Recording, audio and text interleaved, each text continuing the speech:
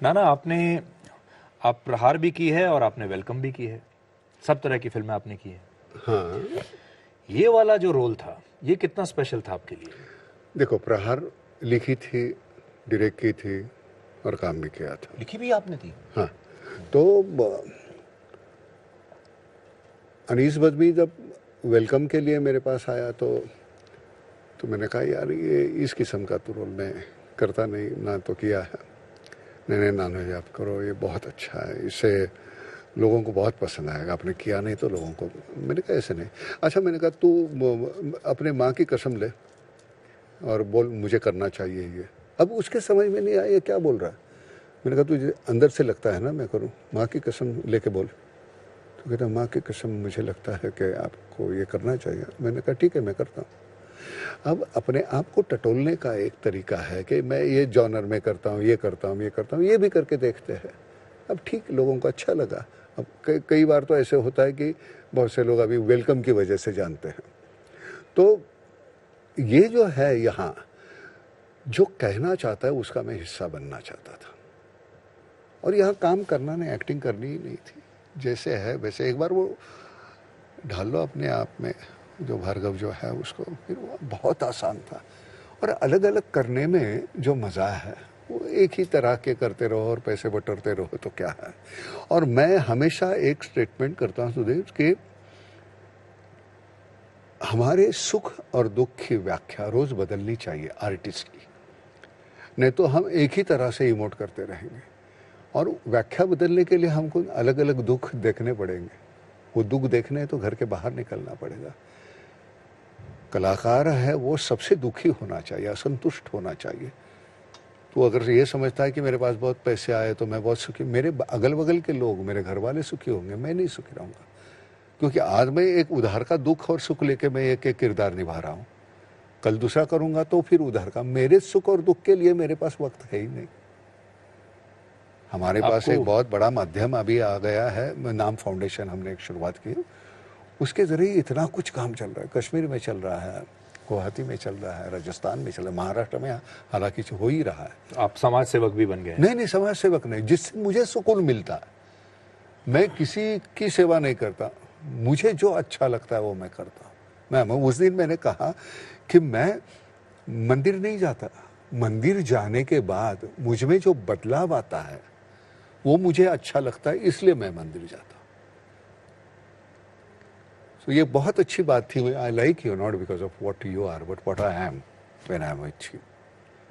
तुम्हारे साथ यहाँ बैठने के बाद मुझे अच्छा लगता है, इसलिए मैं बैठा हूँ। अगर नहीं अच्छा लगता उठ के चला जाता यार। ये तो मैं मानता हूँ, नाना को आधा सेकंड नहीं लगता उठ के जाने में, क्योंकि कितना सुकून है। मैं तुझे जैसे ही आया मैंने कहा यार तू कितने साल के बाद तुझे देख रहा हूँ। मेरे जहन में ये नहीं आता तू एक ऐसा एंकर है, इतना बड़ा हो गया मैं, क्योंकि मैं तुझसे बड़ा हूँ नहीं, मैं तुझसे छोटा हूँ नहीं, इस पर मेरा भरोसा है।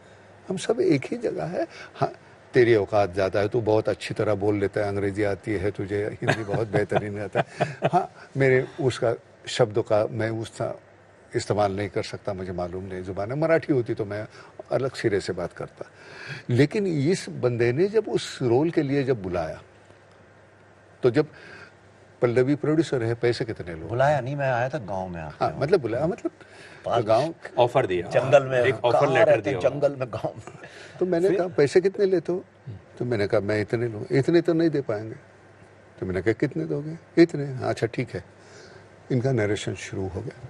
वो सुनते सुनते ना मैं ऐसे ही मैं आपने ये बताइए, चलिए मैं अमाउंट नहीं पूछूंगा, कितना % डिस्काउंट दिया आपने अपनी फीस में इनको? 80%। 80% डिस्काउंट दे दिया? बिल्कुल। विवेक, तो वो छोड़ो यार, पैसे क्या, पैसे क्या मिल जाते हैं, पैसे बहुत मिलते हैं आजकल। तो इतने पैसे देने के लिए तैयार हूँ, उसकी वजह भी बहुत गंदी है। हमारे 3 बेहतरीन एक्टर्स गुजर गए, ओमपुरी, ऋषि कपूर और इरफान खान। इतने बेहतरीन, स्लॉट खाली हो गया ना, तो कौन है, चलो यार सरफिरा है लेकिन ले लो इसको। ऐसे इसको तो बोल दिया था फिल्म कंप्लीट नहीं होगी। मुझे तो सब ने, हर किसी ने बोला पागल हो गए हो क्या, कहाँ जा रहे हो, वो तो मारता है डायरेक्टर्स को। ओके। और अच्छा, और बड़े बड़े डायरेक्टर्स पिटे भी हैं, इसमें कोई शक भी नहीं है। तो मैंने कहा लेकिन ये रोल देखो, हमने क्या किया, एक लिस्ट बनाई। हमने कहा कि कौन वो ऐसा एक्टर है जिसने कभी कॉम्प्रोमाइज नहीं किया अपनी एक्टिंग में आज तक, घटिया भी फिल्म हो कैसी भी हो। तो नाना पे बात आके रुकी। सबने मुझसे कहा कि बिल्कुल मत जाना, पागल आदमी है, फिल्म खत्म नहीं होगी और हर चीज में इंटरफेयर करेगा, वो खुद ही डायरेक्ट करेगा, ये करेगा। पर मेरे को कहीं ऐसा विश्वास था, क्योंकि मुझे भी तजुर्बा है जिंदगी, मुझे ऐसा विश्वास था। मैंने नाना की आंखों में, हर रोल में ये तो मुझे समझ में आया कि ये आदमी सिर्फ अपनी एक्टिंग नहीं, अगल बगल वालों की एक्टिंग का भी ख्याल रखता है। क्योंकि बड़े मीडियोकर एक्टर्स को मैंने देखा है नाना के साथ सीन में, उनकी एक्टिंग बहुत अच्छी हुई है। तो मैंने कहा ये तो है। तो जब मैं मिलने गया तो मैंने कहा यार 4 झापड़ मार लेना, लेकिन ये जो है करना है। नाना ने बोला अगर मैं नहीं करूँगा तो कौन करेगा? मैंने कोई नहीं। तो सोचा इसमें ऐसा क्या है जो करना है। मैंने एक लाइन नाना को बताई, ही सेड इस लाइन के लिए मैं ये फिल्म करूंगा, और वो थी इंडिया कैन डू इट। उसने कहा कि नाना जिस कन्विक्शन से तुम बोलोगे वैसे कोई दूसरा कोई नहीं बोलेगा, ऐसे मुझे लगता है। तेरी आंख में जो आएगा और लोग विश्वास करेंगे तुम जो बोल रहे हो उसके ऊपर। और सच्ची में मेरी पहचान भारतीय है, मैं दूसरा कुछ हूँ नहीं। प्रदेश में जाता हूँ तो मुझे क्या जानते हैं, मुझे नहीं पूछते तुम्हारी जात कौन सी है, धर्म कौन सा है, मुझे कहाँ से, भारत से है, भारतीय हूँ। तो मैंने इसमें बोल भी दिया है कि हमारा हर एक का सरनेम भारतीय होना चाहिए। फिर उसके पहले राम लगाओ, अब राम लगाओ, रहमान लगाओ, लेकिन आगे भारतीय, उसमें कोई गलत नहीं, क्योंकि वो हमारी पहचान ही वही है। और क्या है, मैंने तो कभी अव्वल मैंने हिंदू, मुस्लिम, दलित मैंने कभी माना है। तुझे मालूम है मेरी जात कौन सी है? कभी किसी ने पूछा ना मैं कलाकार हूँ।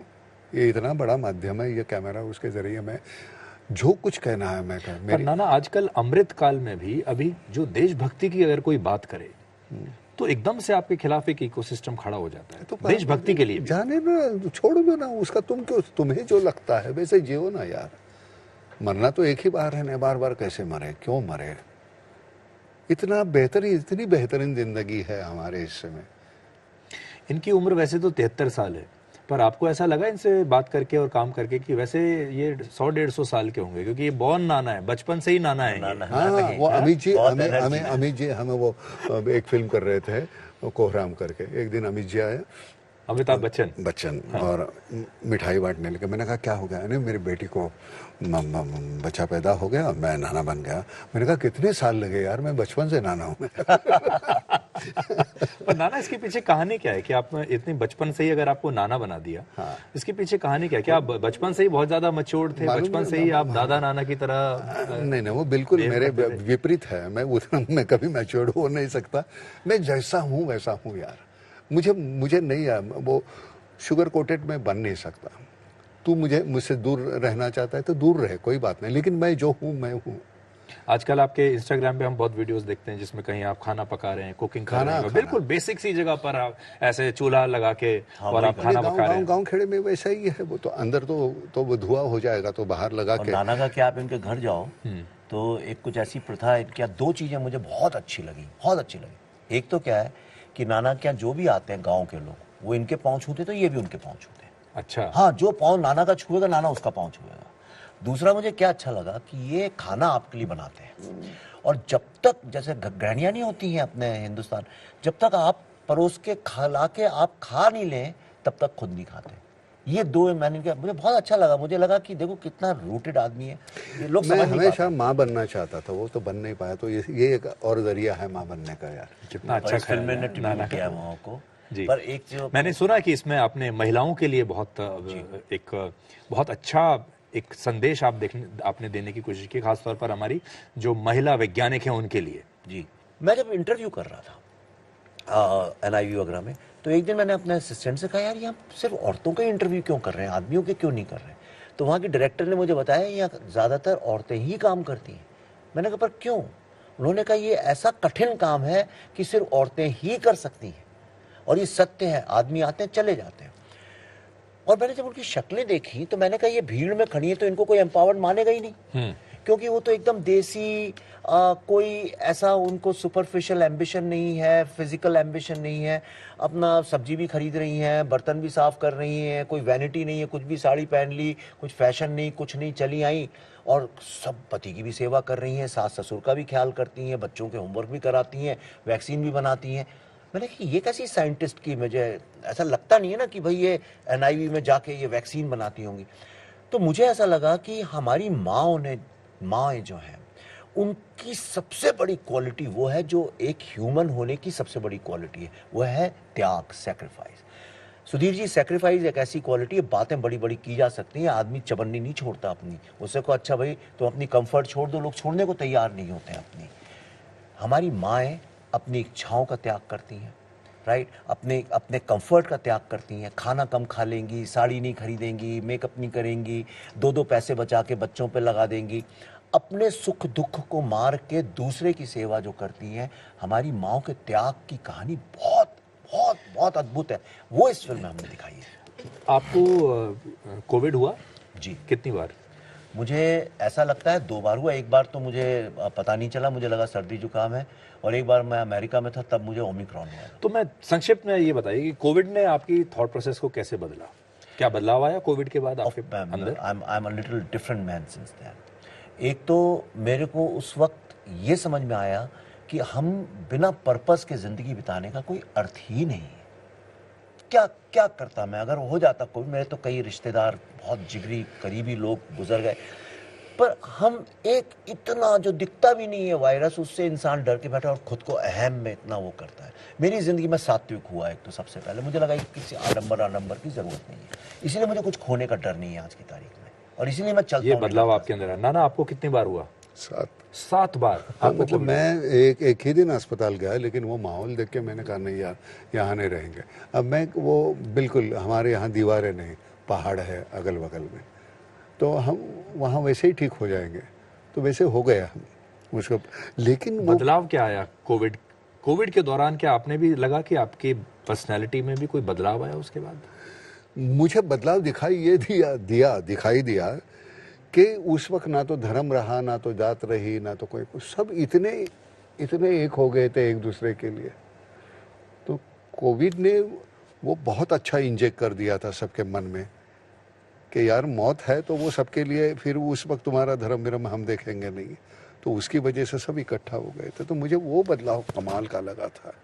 वैसे है भी वैसा ना, है क्या, हम कब, मेरे बहन ने मुसलमान से शादी की, तो बाकी मेरे दूसरे भाई थे, उन्होंने कहा ना हमें उससे रिश्ता नहीं रखेंगे। मैंने कहा वो कहाँ गई, शशि तो यही है, अपने को अब्बास मिल गया। तो एक नजरिया होता है, तुम देखते कैसे हो। अब्बास तो मेरा, वो भी डॉक्टर है, वो भी डॉक्टर थी, तो हम देखते कैसे उस तरफ, तो उसके ऊपर निर्भर होता है वो।